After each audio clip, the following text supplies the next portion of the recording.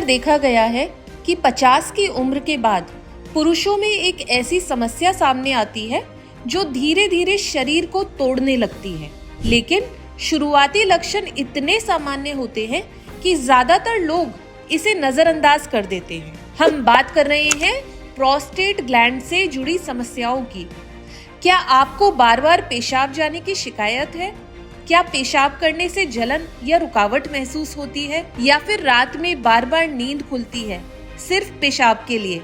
तो हो सकता है कि ये संकेत हो प्रोस्टेट ग्लैंड के बढ़ने का, यानी कि BPH, या उससे जुड़ी किसी अन्य समस्या। अब जान लेते हैं प्रोस्टेट के कुछ आम लक्षण। नंबर 1, बार बार पेशाब लगना, खास तौर से रात में। नंबर 2, पेशाब करने में धीमा फ्लो या रुकावट होना। नंबर 3, मूत्र मार्ग में जलन या दर्द। नंबर 4, मूत्र में खून आना।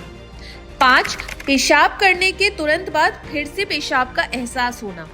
नंबर 6, पेल्विक एरिया में दबाव या दर्द। अब सवाल आता है कि आखिर प्रोस्टेट की समस्या होती क्यों है? क्या ये उम्र का असर है या कोई जीवन शैली से जुड़ी गड़बड़ी? और अगर ये समस्या बढ़ जाए तो क्या इसका इलाज सिर्फ सर्जरी ही है? इन्हीं सब सवालों के जवाब जानने के लिए हमने फेलिक्स हॉस्पिटल का रुख लिया, जहां हमारी मुलाकात हुई सीनियर यूरोलॉजिस्ट डॉक्टर भंवरलाल बरकेसिया से, जिन्होंने विस्तार में बताया कि किन लक्षणों को कभी भी नजरअंदाज नहीं करना चाहिए और कब डॉक्टर से संपर्क करना जरूरी हो जाता है। नमस्कार, मैं हूं डॉक्टर भंवर, कंसल्टेंट यूरोलॉजिस्ट, फेलिक्स हॉस्पिटल। आज हम बात करेंगे प्रोस्टेट के बारे में। तो जो प्रोस्टेट की बीमारी होती है, नॉर्मली उसको मेडिकली बिनाइन प्रोस्टेटिक हाइपरप्लेजिया कहा जाता है। तो प्रोस्टेट या गदूद के लक्षण क्या होते हैं? तो पहला लक्षण है कि पेशाब करने में हमारी जो धार होती है उसका पतला पड़ जाना, तो पुअर फ्लो की कंप्लेन होती है। इसके अलावा यूरिन करते टाइम पेट के निचले हिस्से से जोर लगाना की जरूरत पड़ना या स्ट्रेन करने की जरूरत पड़ना।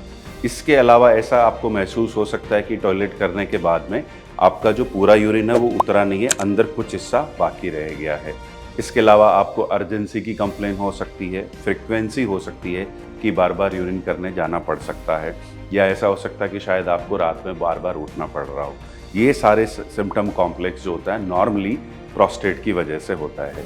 जो BPH है यूजुअली हमारे 50+ की एज ग्रुप में होने लक्षण आने शुरू होते हैं, और ख़ासतौर से 60 साल के बाद में ये लक्षण काफ़ी कॉमनली देखे जाते हैं। तो हमें BPH के लिए करना क्या है? कुछ बेसिक इन्वेस्टिगेशंस होती हैं, जैसे एक अल्ट्रासाउंड किया जाता है, एक यूरोफ्लोमेट्री की रिपोर्ट करी जाती है, और एक सीरम PSA की जांच करी जाती है।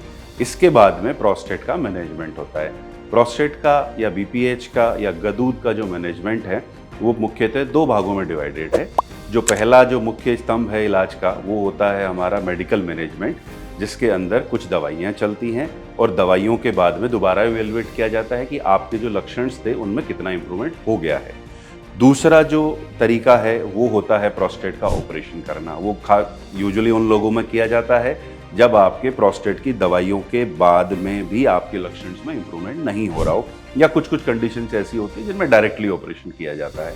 तो जो प्रोस्टेट का ऑपरेशन है वो यूरिन के रास्ते दूरबीन से किया जाता है। इसको भी अगेन मुख्य रूप से 2 भागों में बांटा गया है। एक होता है TURP, और एक जिनको कॉमनली लेजर ऑपरेशंस बोला जाता है, हॉलेप या थू फ्लैप के बारे में बोलते हैं। तो जैसा कि डॉक्टर साहब ने बताया, प्रोस्टेट की समस्या अगर समय रहते पहचान ली जाए तो इसका इलाज आसान और प्रभावी हो सकता है। जरूरत है तो बस थोड़ी जागरूकता की और समय पर सही सलाह लेने की। अगर आप या आपके परिवार में किसी को पेशाब से जुड़ी दिक्कतें हैं तो इसे नजरअंदाज बिल्कुल ना करें।